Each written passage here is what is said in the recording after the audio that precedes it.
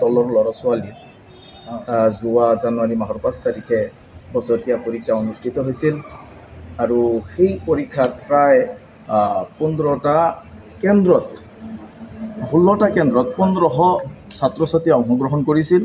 তাৰে আজি ফলাফল ঘোষণা কৰা হ'ল। সন্তুষ্টমূলকভাৱে আমাৰ ফলাফল দেখা গৈছে আৰু এই পৰীক্ষাত আমাৰ জমিয়তৰ তাৰপিছত আমাৰ মক্তবৰ যিবিলাক কমিটি ৰাইজৰ যথেষ্ট এটা অৰিহণা তেওঁলোকে যোগাইছে, মানে আমাক সহায় কৰিছে। উত্তীৰ্ণ হৈছে মানে আৰু উত্তীৰ্ণৰ হাৰ প্ৰায় 80%। 80জনেই পাছ কৰিছে আৰু ভাল ফলাফল দেখুৱাইছে।